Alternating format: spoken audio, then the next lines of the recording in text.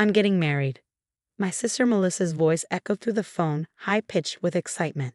I clutched my coffee mug tighter, forcing enthusiasm into my voice. "That's wonderful.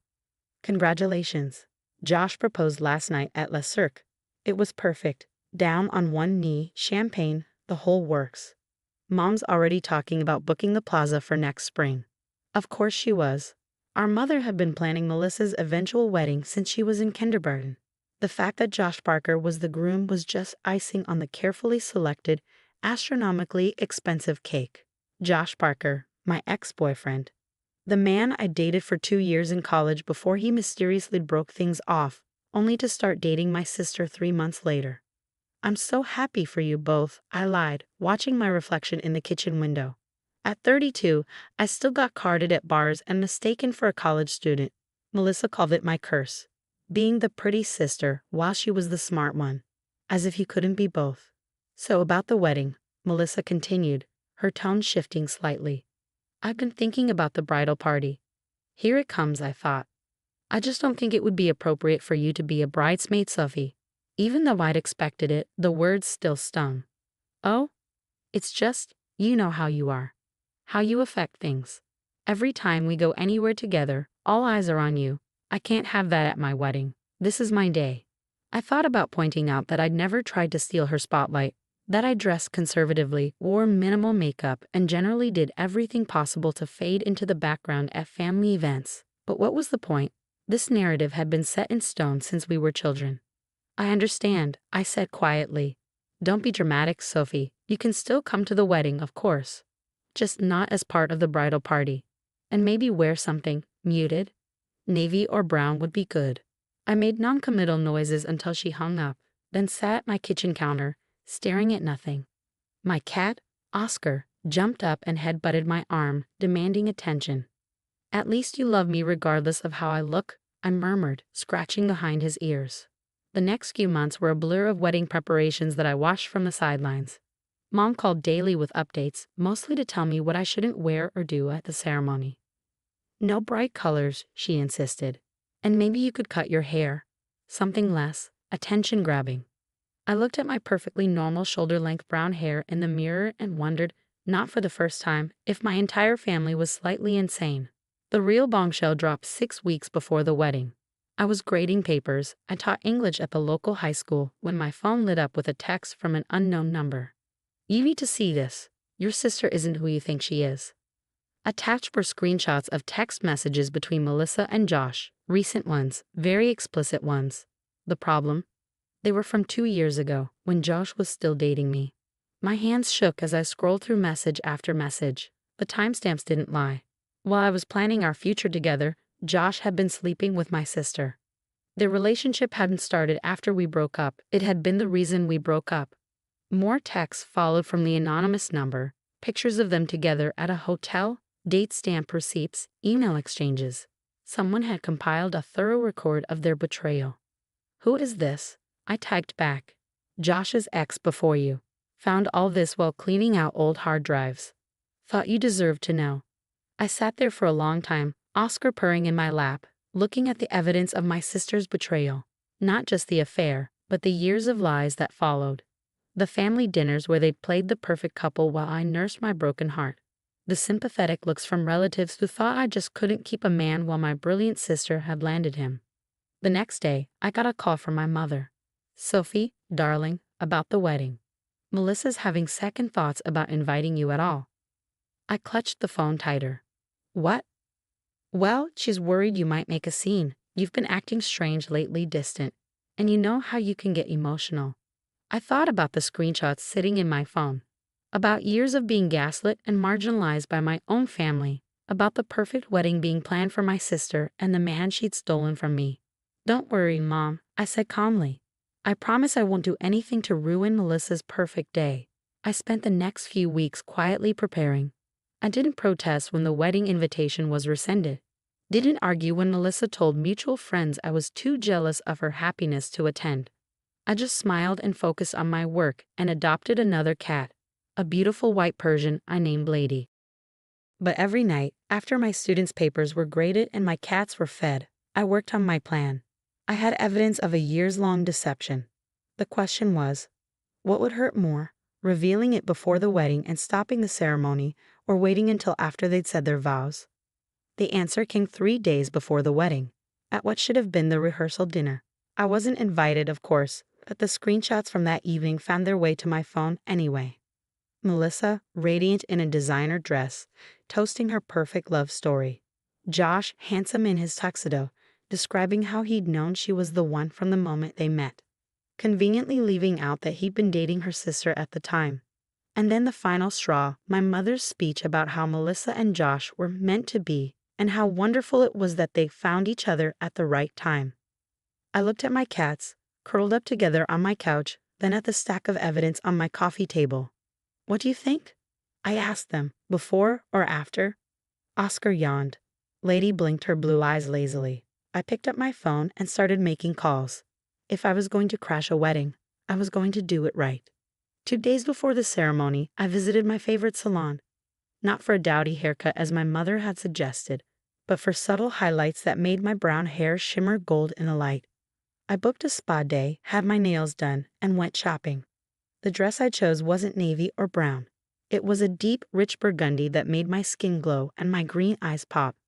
Not white. I wasn't that tacky, but absolutely guaranteed to draw attention. You can't avoid photographs in this, the boutique owner warned me. I smiled, thinking of the photos and screenshots carefully organized on my iPad. That's rather the point. The morning of the wedding dawned clear and bright. I took extra care with my appearance. Elegant makeup that enhanced rather than concealed, hair styled in soft waves. The burgundy dress fitting perfectly. My hands should have been shaking as I drove to the plaza.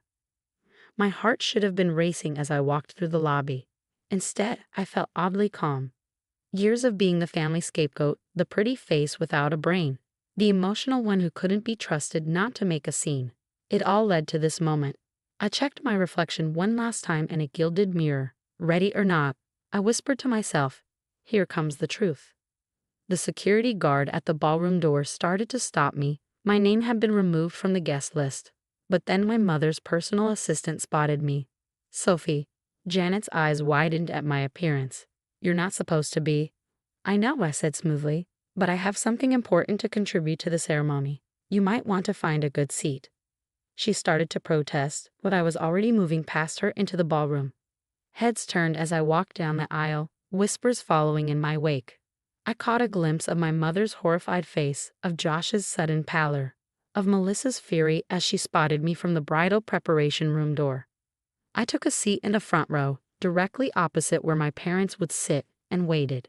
The truth, like my burgundy dress, was about to make quite an entrance. Part 2.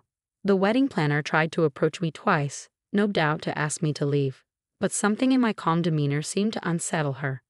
My mother was frantically whispering with my father near the entrance, shooting worried glances in my direction. I smiled serenely and opened my clutch, checking that my iPad was ready. The string quartet began playing right on schedule. Guests settled into their seats, the excited murmur of conversation filling the ornate ballroom. I could hear snippets of whispered speculation about my presence, about my dress, about what drama might unfold. Josh appeared at the altar, handsome in his tuxedo but noticeably pale. Our eyes met briefly, and I saw the flash of fear cross his face. He knew me well enough to know I wouldn't be here without a reason. The bridesmaids processed in wearing the pale pink dresses Melissa had chosen. I recognized most of them, college friends, cousins, and our youngest sister Amy, who'd been deemed plain enough to be included in the bridal party. Amy caught my eye as she passed, giving me a slight nod. She at least had always seen through Melissa's manipulations. Then the music changed to the bridal march and everyone stood. Melissa appeared in the doorway on our father's arm, resplendent in a custom Vera wine gown that probably cost more than my yearly salary. She looked beautiful, I had to admit, right up until she spotted me and her face contorted with barely concealed rage. I remained seated as she passed, earning more whispers from the crowd. Let them whisper. They'd be doing much more than that soon enough. The ceremony began traditionally enough.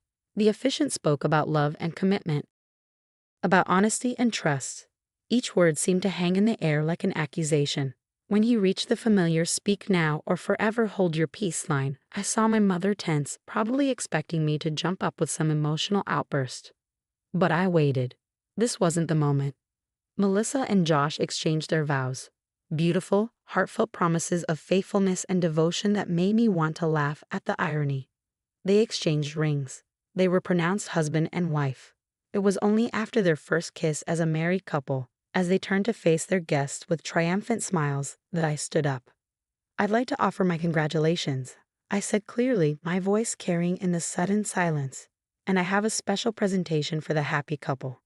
Before anyone could stop me, I pulled out my iPad and connected it to the ballroom's professional AV system.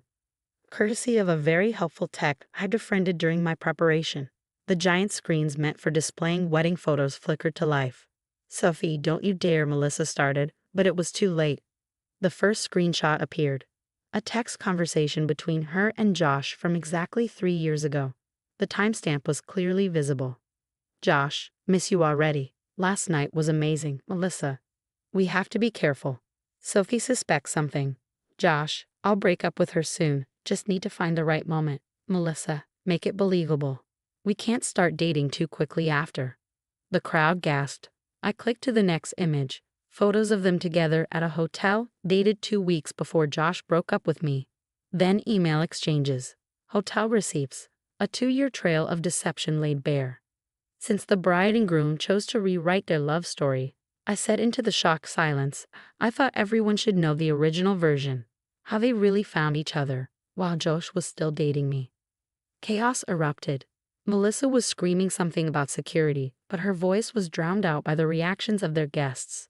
Josh's parents, who had never quite warmed to Melissa, were on their feet demanding explanations. My mother had collapsed into her chair, while my father stood frozen, staring at the evidence of his favorite daughter's betrayal. "You crazy bitch," Melissa shrieked, starting toward me with her bouquet raised like a weapon. "You're just jealous. You've always been jealous." "Jealous?" I laughed, and the sound carried clearly through the stunned ballroom. "Of what?" "Your affair with my boyfriend. Your need to lie and manipulate to get what you want. The way you've made our entire family complicit in your deception." "It wasn't like that," Josh tried to interject, but I turned to him with a cold smile. "No. Should we show everyone the messages where you told me you needed space to find yourself, while you were actually finding your way into my sister's bed?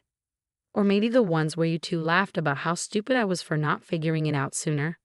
More screenshots appeared on the screens. The truth in black and white, impossible to deny or explain away. I've spent years being told I'm too pretty, too emotional, too much of a threat to Melissa's happiness. I continued, addressing the shocked guests. I've been excluded from family events, asked to make myself less noticeable, even uninvited from this wedding, all to protect her ego. Meanwhile, she and Josh have been living a lie, making me the fool in a perfect love story. Amy had moved to stand beside me, her bridesmaid's bouquet discarded. "It's all true," she added quietly. "I caught them once before Sophie found out. Melissa threatened to ruin my college applications if I told anyone." The wedding planner was frantically trying to restore order, but it was too late. The perfect facade had cracked, and the ugly truth was spilling out for everyone to see. Our mother finally found her voice. "Sophie, how could you? This was your sister's special day. How could I?" I turned to her, feeling years of suppressed anger rising. "How could you, Mom? You knew, didn't you? About the affair, about all of it. That's why you've spent years trying to minimize me, to make me less of a threat. It was never about me being too pretty. It was about protecting your perfect daughter's perfect lie." Her silence was all the confirmation the guests needed. Melissa had stopped screaming and was now crying dramatically, her expensive makeup running down her face. Josh stood awkwardly beside her, looking like he wanted to disappear. Their perfect wedding had transformed into a public exposure of their true characters, and there was no going back. I gathered my things calmly, enjoying the irony that I was the most composed person in the room. "I'll leave you to enjoy your reception," I said sweetly. "I'm sure you have a lot to discuss. Oh, and Josh, the next time you decide to cheat on someone, you might want to delete your evidence more carefully." As I walked out of the ballroom, head held high in my attention-grabbing burgundy dress, I heard the chaos escalate behind me. Accusations, explanations, recriminations, the soundtrack of a carefully constructed lie finally falling apart. Amy caught up with me at the elevator. "That was magnificent," she said, grinning as she kicked off her bridesmaid shoes. "Want to get a drink?" "I thought you'd never ask." We ended up at a small bar a few blocks from the plaza, still in our wedding finery, sharing a bottle of champagne and years of pent-up stories about Melissa's manipulations. Amy had seen through it all but had been too young and powerless to do anything about it. Now, at 25, she was finally free to speak her truth too. "What happened with the wedding gift you bought them?" she asked, signaling for another bottle. I smiled. "I donated it to a domestic violence shelter. Seemed more appropriate than letting them enjoy it." The aftermath was exactly what you'd expect.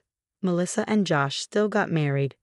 They could hardly back out after the very public exposure, but their perfect dream wedding was forever tainted by the truth.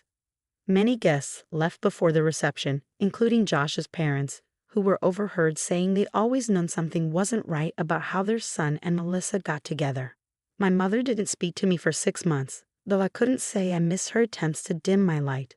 My father, surprisingly, reached out after a few weeks. We met for coffee, and he apologized for years of enabling Melissa's behavior. "I always knew you were strong," he said, stirring his coffee absently. "But I never realized how strong until today. I'm sorry we made you feel like that was something to be ashamed of." Melissa and Josh moved to Boston shortly after the wedding, unable to face the whispers and changed perceptions in our social circle. Last I heard, she was pregnant with their first child and still telling anyone who would listen that I made everything up out of jealousy. But the screenshots don't lie, and several wedding guests had recorded my presentation. The truth has a way of living on, especially in the digital age. Amy moved in with me temporarily after the wedding, finally breaking free from our mother's manipulative influence. We'd adopted a third cat, a scrappy rescue we named Truth, and started building the kind of honest, supportive relationship sisters should have. As for me, I'm still teaching English, still getting carded at bars, and still refusing to dim my light for anyone. My students sometimes ask why I smile when they're reading The Picture of Dorian Gray or studying themes of appearance versus reality in literature. If they only knew. Last week, I received an invitation to my cousin Kate's wedding. The note attached read, "Please wear whatever you want, the brighter the better." Some of us have learned from Melissa's mistake. I'm thinking of wearing red.